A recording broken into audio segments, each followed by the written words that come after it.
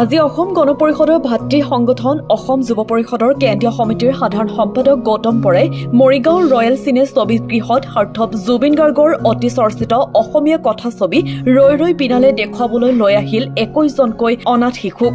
গৌতম বৰাই ইয়াৰ পূৰ্বেও 27জন শাৰীৰিকভাৱে অক্ষম শিশুক নিজৰ গাঁঠিৰ ধনেৰে ছবিখন দেখুৱাইছিল।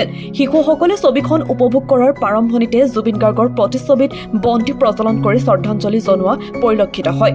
সময়ে সময়ে যুৱনেতা গৌতম বৰাই আৰ্তজনৰ বাবে নিস্বাৰ্থভাৱে সেৱা আগবঢ়াই আহিছে যদিও এইবাৰ বাছি ল'লে এক প্ৰশংসনীয় পদক্ষেপ।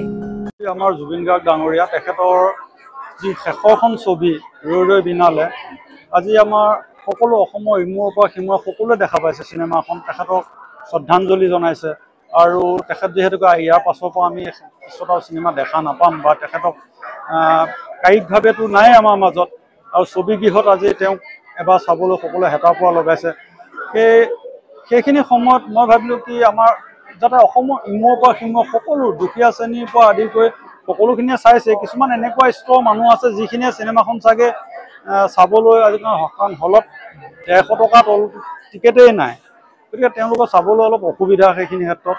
সেইকাৰণে মই ভাবিলোঁ এনেকুৱা কিছুমান মানুহ আছে, সেইকাৰণে মই এদিন ফেচবুকত মই দিছিলোঁ যে মই নিজে 50জন মানুহক মই দেখাম তেনেকুৱা শাৰীৰিকভাৱে বিকলাংগই হওক বা তেওঁলোক আৰ্থিকভাৱে অলপ দুখীয়া শ্ৰেণীৰ মানুহ হওক বিল' পভাৰ্টি, সেই মানুহখিনিক মই দেখাম বুলি ভাবিছিলোঁ।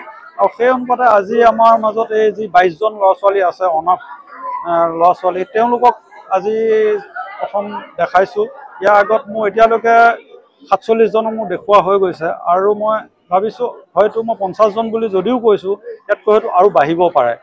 অনাগত দিনত মই যাতে জুবিন দাক শেষৰবাৰৰ বাবে সকলোৱে চাওক এবাৰ, সকলো যাৰ মনত জুবিন দা সকলোৱে অন্ধে আছে, গতিকে সকলোৱে এবাৰ জুবিন দাক দেখা পাওক, শেষ চিনেমাখন এবাৰ দৰ্শন কৰক, কি ধৰণে তেওঁ শেষৰ চিনেমাখন যাতে। মৰিগাঁওৰ পৰা বাছিৰ আহমেদৰ ৰিপৰ্ট, ভইচ 365।